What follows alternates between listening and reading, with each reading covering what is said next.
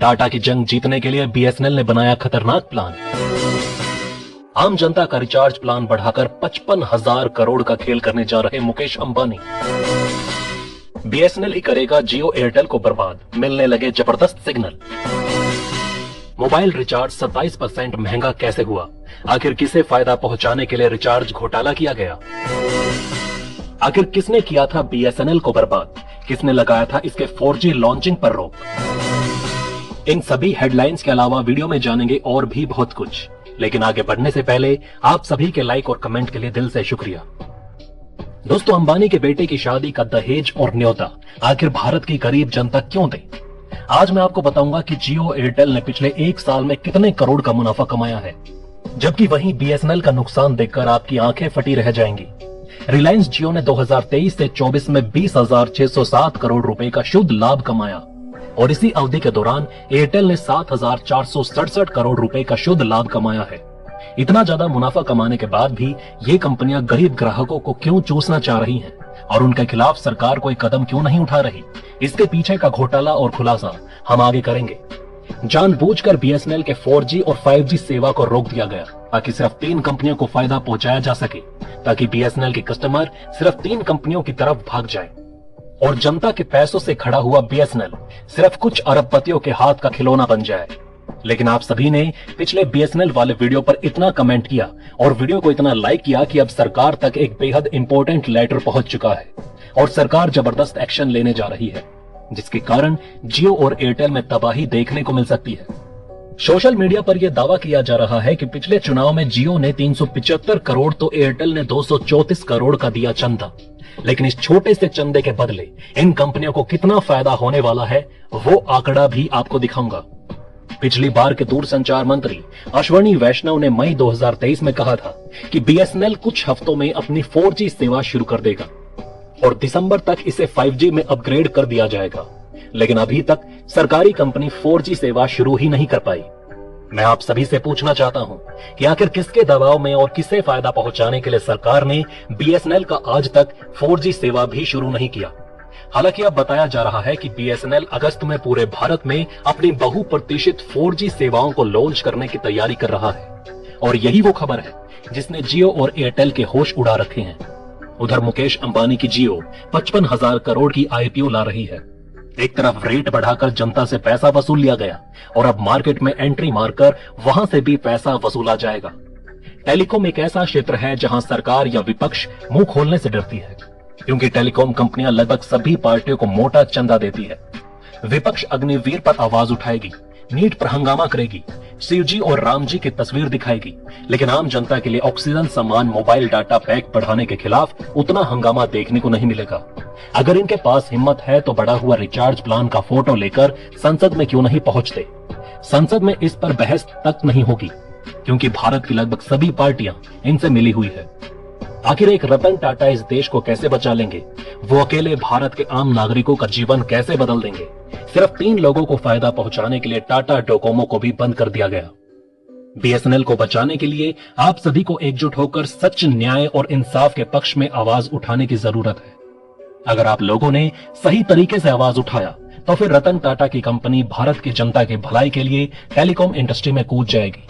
इन्होंने हमेशा देश के लिए काम किया है, बाद में मुनाफा सोचा है और आज भी बीएसएनएल के साथ मिलकर देश के कई हिस्सों में टावर लगाने का काम कर रहे हैं ताकि गरीब जनता तक सस्ता इंटरनेट पहुंच सके।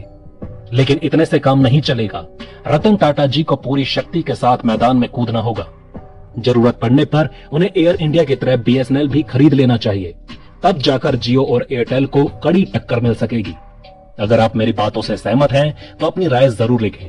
हालांकि मैं आपको बता दूं कि इस वक्त बीएसएनएल 5,000 करोड़ से ज्यादा का सालाना घाटा रिपोर्ट कर रही है और ये पैसा जनता की जेब से दिया जा रहा है।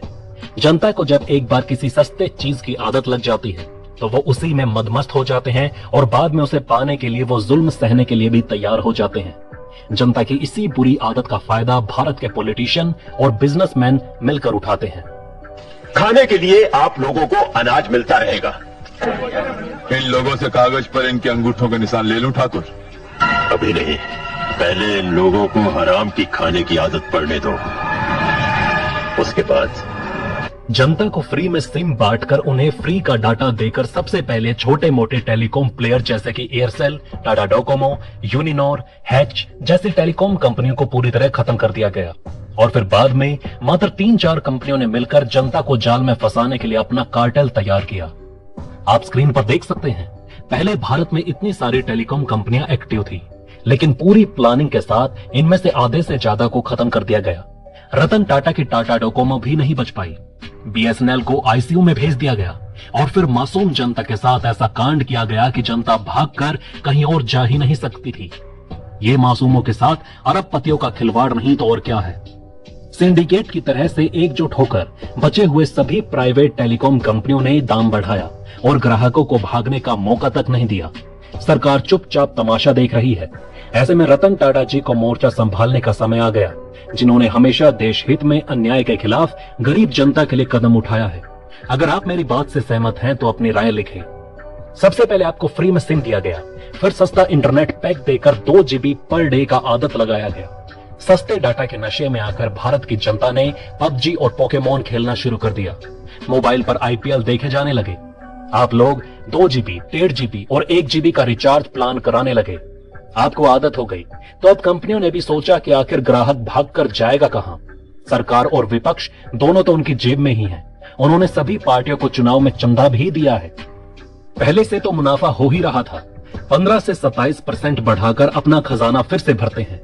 चुनाव में दिया गया चंदा वापस वसूलते हैं। आप नीचे मुझे कमेंट में बताएं कि आखिर ग्राहकों का सुनने वाला है कौन। उधर सोनिया गांधी के साथ 1 घंटे तक मीटिंग की जाती है और उन्हें न्योते का कार्ड दिया जाता है ताकि विपक्ष भी इस महंगे रेट प्लान को लेकर संसद में ज्यादा हंगामा ना करे और इस मामले को ठंडे तरीके से हल करे। तो फिर जनता करे तो करे क्या। दोस्तों, आगे बढ़ने से पहले चैनल को सब्सक्राइब करें, जागरूक रहें और सुरक्षित रहें। लेकिन अब मेरी बात जरा ध्यान से सुनिए, क्योंकि बीएसएनएल को लेकर कई खुशखबरियां भी सामने आ रही हैं। दोस्तों, आप हमें नीचे कमेंट में बताएं कि आखिर आप किस कंपनी के सिम कार्ड को सपोर्ट कर रहे हैं। देखिए, साफ साफ कहें तो भारत के टॉप 3 प्राइवेट टेलीकॉम ऑपरेटर्स जियो, एयरटेल और वोडाफोन ने अपने रिचार्ज प्लान की कीमतों को 10 से 27% तक बढ़ा दिया है। इसे देखते हुए बीएसएनएल के कर्मचारी संघ ने केंद्रीय संचार मंत्री को एक बेहद महत्वपूर्ण पत्र लिखा।